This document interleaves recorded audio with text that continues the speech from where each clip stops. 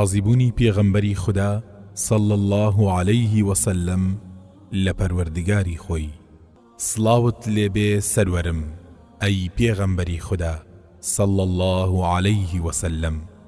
هیچ ناخۆشیەک نییە کە هەر تاچێک لە ئومەتەکەی تۆی تێدا تێپەڕ بوو بێ مەگەر نمونێکی چاکی لە تۆدا نەبوو بێ، چونکە هیچ تاقیکردنەوەیەک نییە کە زۆربیان بەسەر تۆدا نەهات بن. تۆ تێیدا گەورەترین نمونە بووی لەسەر ئارامگرتن و سوپاسگوزاری و ڕازیبوونت لە پەروەردگارت، بۆ ئەوەی هەر کاتێک یەکێک لە ئێمە تاقی بکرێتەوە و ئارام بگرێ بەشێک لە میراتی پێغەمبەرایەتی لە ئارامگرتن و ڕازیبوون لە پەروەردگارمان لە تۆ بەدەستدێنێ. کاتێگە و زاتە بە ڕێزەی تۆیان بە درۆزن و شێت تۆمەتبار کرد، سەرەڕای یەقینیان بە شکۆمەندی و ڕەوشتت و ڕازگۆیی قسەکانت، تۆ گوێت پێ نەدا و بانگەوازەکەی خۆت درێژە پێدا و بە بڵاوکردنەوەی پەیامەکەی پەروەردگارتەوە سەرقاڵ بووی و خەفەتت لیان نەخوارد، بەڵکو خەفەتت بۆیانت دەخوارد. ئەو کات فێرت کردم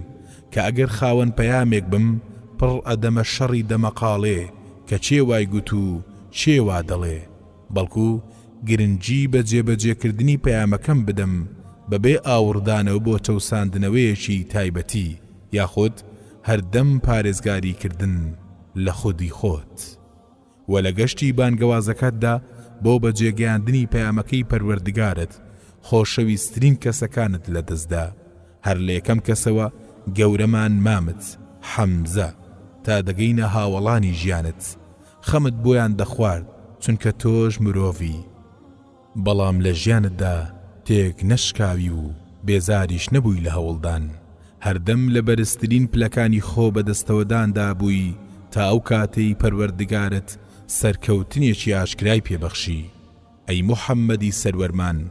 صلى الله عليه وسلم، ئەوەت لە دڵمدا چاند کە خاوەنی هیوایە گەورەکان و پەیامە شکۆمەندەکان لەوانەیە دنیا بەشتی بە نرخ و هەرزانەوە بکەنە قوربانی لە پێناو پەیامەکەیان و دڵ و دەرونیشیان ئاسوودە بێ. اینجا لە پێش دەرگاکانی مەکەدا زۆر گریایی ئەی موحەممەدی سەروەرمان، ئەگەر لەبەر ڕەفتارە ناشرینەکانی قوڕەیش نەبوایە حەزت نەدەکرد شارەکەت بەجێ بهێڵی، بەڵام تۆ کۆچت کرد و ئارامت کرد بۆ ئەوەی خۆت و بانگەوازەکەت بەهێز بکەی و دیسان بگەڕێوە لایەن.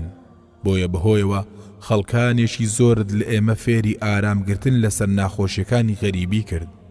بەڵام شارەکەم هەر شارەکەمە، خۆشەویستیەکەی هەرگیز لە دڵم هەڵناگیرێ و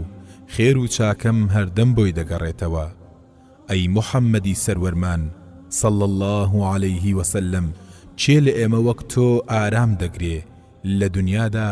لەسەر مردنی 6 منداڵ لە کۆی 7 دانەیان، لە کاتێکدا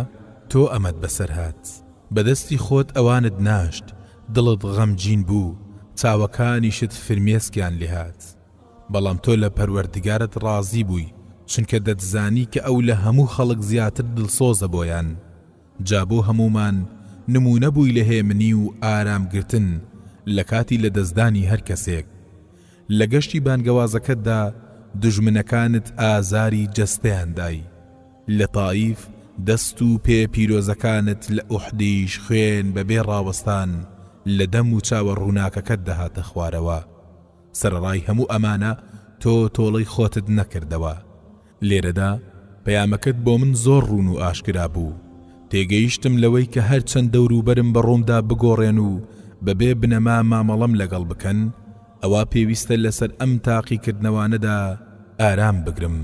هەروەها ڕەوشت و بنەماکانم لەدەست نەدەم و نەهێڵم ئازاردانی خەڵکی بۆ من گۆڕانکاریم بەسەردا بهێنن و دڵڕەقم بکەن. چەندین کەسی تێنەگەیشتوو هەبوون کە بەبێ ڕەوشتی مامەڵەیان لەگەڵ دەکردی، ئەو دەیگوت من سەروەت و سامانم لێت دەوێ، خۆماڵی دایک و باوکت نییە. یەکێکی تر پێی دەگوتی لەخوا بترسە و بەخشەکان بە ڕازگۆیی دابەج بکە. یەکێکی تریش دەیگوت ئەوەندە هێنان و بردنە بەسە و ئەو قەرزانە بدەوە کە لەسەرتە، لە کاتێکدا درۆزنە و درۆ دەکات. بەڵام تۆ ئارامگر بووی لەسەر ئازاردانی ئەو خەڵکە بۆت سەرقاڵ بووی بە مەقامی پێغەمبەرایەتیتەوە بە فێرکردنیان زیاتر لە دڵڕەقیەکەیان بۆیە زۆر بەڕوونی فێرت کردم کە ڕەوشتی کەسانی دەوروبەرم لەوانەیە فیتنە بێت بۆ من چونکە هەموو کەسەکان وەکو تۆڕێک و پێک نابن اینجا هەموو خراپەیەک بە خراپە وەرام نەدەمەوە چونکە بەم شێوەیە خراپەکاریەکان کۆتا نایەن هیوام وایە وەک تۆ ئارامگر بم لەسەر ناخۆشیەکانی ژیان ئەی موحەممەدی سەروەرم لە هەموو ئاستەنگێکدا بە تێکۆشان و ئارامگرتن و ڕازی بوون ڕووبەڕوویان ببمەوە هەروەک چۆن جەنابت دەتکرد بۆ ئەوەی بە پارێزگاریکردن لە ڕەوشت و دڵم لەم دنیایەدا بێمە دەرەوە تا کاتێک چاوم بە جەنابت دەکەوێ لێم ڕازی بی